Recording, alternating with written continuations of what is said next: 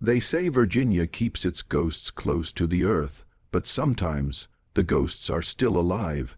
In the summer of 1879, in the shadowed hills of Beaufort County, a family secret twisted itself into something so unnatural the county clerk refused to write it down.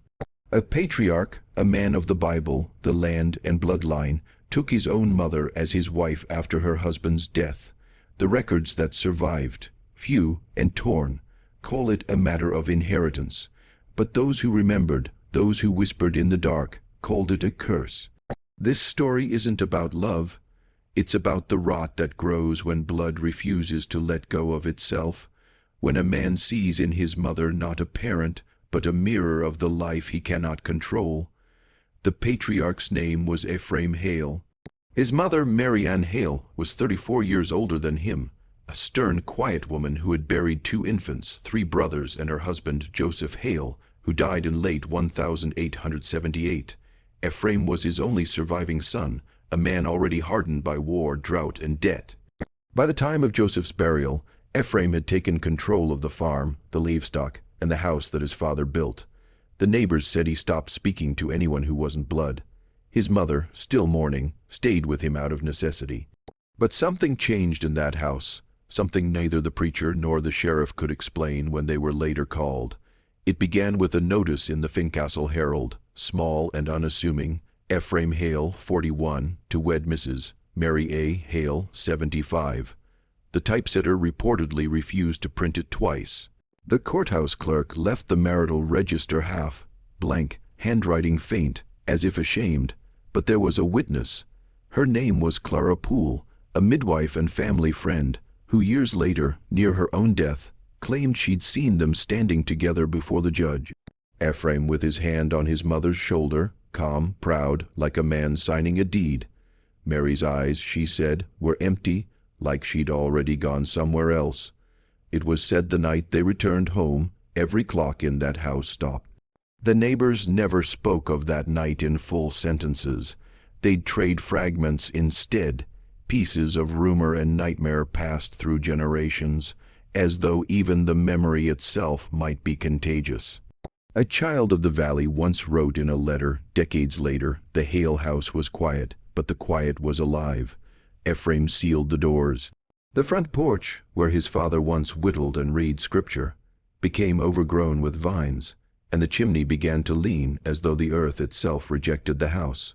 Mary was rarely seen again. When she was, it was always from a distance, standing at the upstairs window, a white shape in a black frame. She didn't move much. Some thought she was praying. Others said she was waiting for someone to come and undo what had been done. The local minister, Reverend Stokes, tried to intervene. He rode out to the Hale property with his Bible and a bottle of communion wine. But when he returned, he told his wife never to ask about it again. "That man," he said, "has built a temple to his own sin." The next Sunday, Stokes' sermon was about Lot's daughters and the destruction of Sodom. No one missed the message. Ephraim didn't attend church again after that. He sent letters, those strange ones, to the courthouse, to the bank, to his dead father's cousin in Richmond, always signed the same way: Ephraim Hale, son and husband. By autumn, the crops had failed.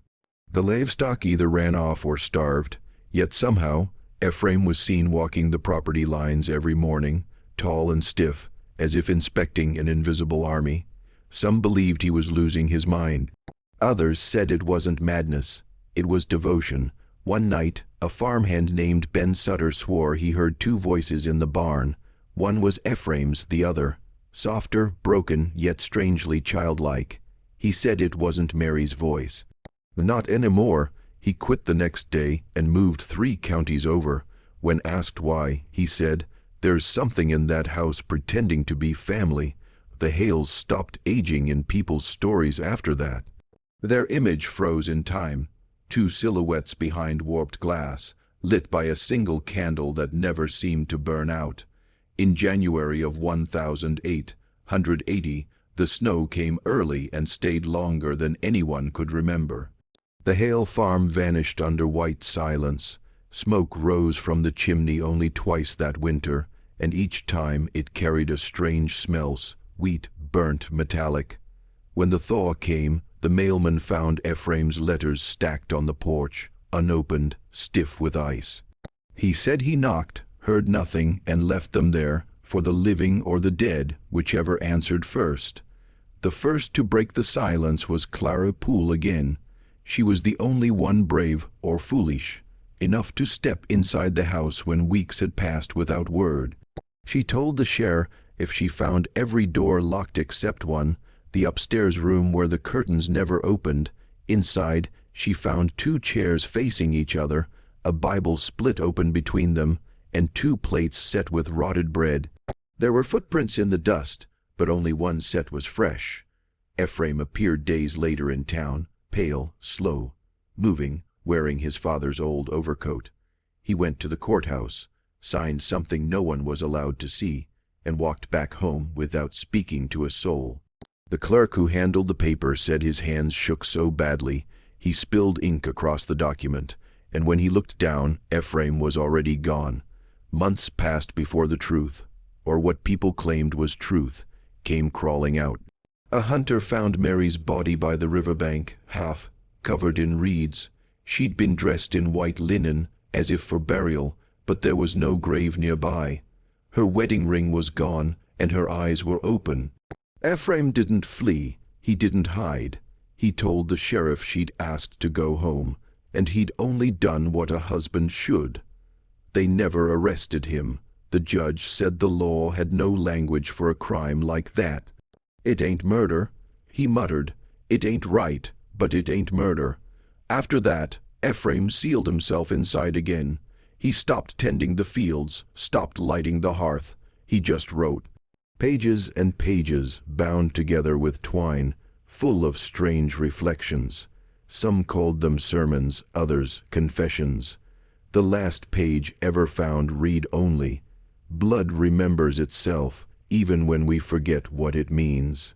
By the fall of 1881, the Hale farm had become a wound on the county map, untended, unloved, and avoided even by the desperate. The trees leaned inward as if whispering among themselves. Travelers reported hearing hymns in the wind, faint, always off key, like someone singing with a mouth full of dirt. The sheriff eventually ordered the house to be checked, but when his men went up the hill, none of them crossed the gate. They said the ground felt wrong beneath their boots, soft and trembling, as though something beneath was breathing. Only one deputy, an older man named Elisha Ward, forced himself to go in. He lasted 20 minutes before running out pale as milk. He never said what he saw, but when asked, he muttered, "She's still there." He made her stay. For years, the land changed hands. Families tried to rebuild, but each one left within months. One farmer claimed the well water tasted like rust and ashes. Another said every night around midnight, the porch creaked like someone pacing. The Hale family Bible was found buried under the floorboards in 1890, its pages fused together by moisture. The inside cover had new writing, carved deep into the leather, "And the mother shall cleave unto the son." Local folklore grew teeth after that. They said if you stood on the Hale property after sundown, you could hear 2 people whispering in a language that wasn't words, just breathing, rhythm, and grief. Children dared each other to knock on the door that wasn't there anymore. No one ever lasted long enough to listen twice. The county's records show that the Hale farm was finally burned down by lightning in 1893, though no storm was reported that night.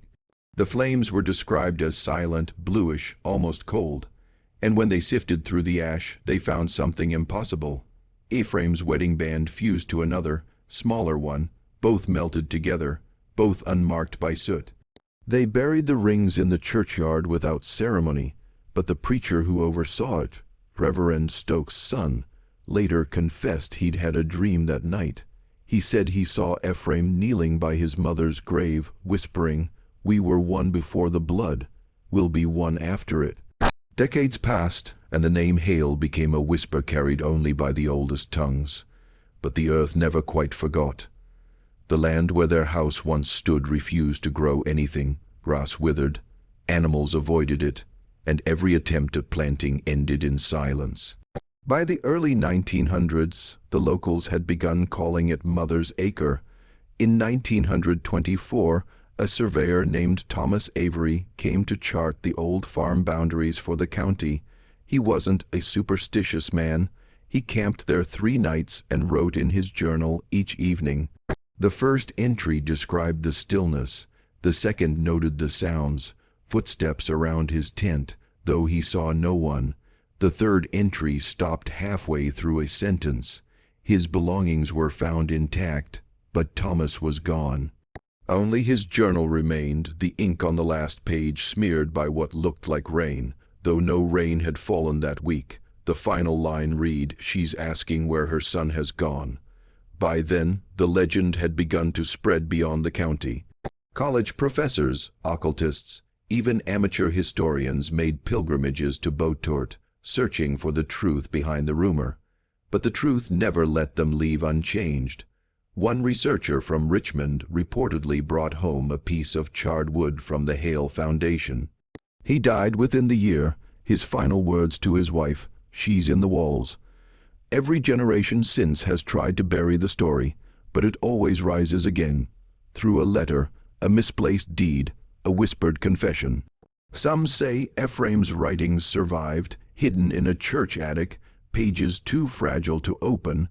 One archivist who handled them claimed he saw handwriting that seemed to shift as he read it, as though 2 people were writing in the same body. The locals believe that's the curse, not the marriage, not the death, but the memory itself, that if you speak the Hales' names aloud, even in passing, you invite them to finish their story through you. So the town learned to forget, but forgetting doesn't mean peace. Even now, when the mist rolls down from the ridge and the crickets fall quiet, people still see a faint light on the hill where the Hale house once stood. 2 shadows facing each other, waiting. In time, the world forgot the Hales, but the story waited, patient, buried in courthouse drawers and brittle paper. Then, in 1957, a construction crew widening the county road uncovered a foundation of old stone. Beneath it, they found glass, ash, and a rusted locket containing 2 locks of hair, one gray, one dark brown. The foreman sent it to the local museum, but within a week, the exhibit was closed for maintenance. It never reopened. The building burned the following winter, no cause determined. What remained of the Hale estate was finally sold off in parcels. Families built houses nearby, careful never to cross the old boundary line. And yet strange things began again. Children woke speaking names their parents didn't know. A woman saw her reflection in the window move when she stood still. A man plowing his field found his horse frozen, eyes wide, as if it had seen someone standing behind him. By the 1970s, locals said the land itself had started whispering again, a dull hum that came from nowhere, rising through the soil at night. A few recorded it on cassette, thin, rhythmic breathing under the static. One tape examined years later revealed something else, a faint voice layered beneath the noise repeating the words, "My son, my husband." Some thought it was a hoax, others didn't. A historian from Charlottesville, Dr. Ruth Ellison, spent 10 years gathering what little could still be verified: court transcripts, land records, family Bibles, fragments of burnt paper recovered from the ruins. She concluded that Ephraim and Mary's marriage did happen, witnessed and recorded, though the license itself had vanished. Her final note before her death reads simply, "I think he believed he could undo death. That's what he wanted, to become both the father and the son." The Hale story is more than scandal. It's the portrait of a man who couldn't let go and a woman who couldn't leave. A family so desperate to preserve its bloodline that it drowned in it. And maybe that's why it still lingers, not as a ghost, but as a warning, because the soil of Virginia holds more than bones. It holds memory, and memory doesn't rest, it feeds. Some nights, if the wind's right and the moon is low, people still claim to hear a man's voice out there, softly calling a single name, and something older answering back. They say time buries everything, but it doesn't. It just changes the way we hear the cries. Today, the Hale land is nothing more than a stretch of highway shoulder and forest, but truckers passing through still slow down when the fog thickens. One driver swore he saw an old woman standing by the guardrail in the dead of night, barefoot, her hands clasped as if in prayer. When he stopped, she was gone, but the air smelled like wood smoke and rain. On his windshield, written in condensation, was one word, home. In the decades since, historians have tried to sanitize the Hale story. They called it an anomaly of grief, or a misrecorded domestic arrangement. But you can't clean blood off history. You can only look at it long enough to understand how much of it is your own. Ephraim's madness wasn't born in isolation. It was born of a culture obsessed with legacy, land, and purity. A man raised to believe his name was more sacred than the truth. That's the horror beneath it all, not the act itself, but the soil that made it possible, the neighbors who looked away, the church that stayed silent, the law that found no language to condemn it. In that silence, Ephraim became something worse than a sinner. He became a mirror, and when you stare into that mirror long enough, it starts to show you more than his face. Maybe that's why people who visit the site still dream of their mothers calling to them from another room. Maybe that's why the sound of slow footsteps in an empty hallway still makes the hairs on your neck rise. Because some part of you remembers what it means to be bound by blood, by guilt, by inheritance. The Hales are gone, their house is gone, but the story isn't. It lingers in the archives, in the soil, in the way people flinch at the idea of family secrets too old to speak. So if you ever find yourself driving through Beaufort County, and you see the fog rise sudden and thick, don't stop.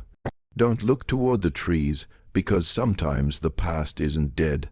It's waiting for someone to remember its name, and now you have.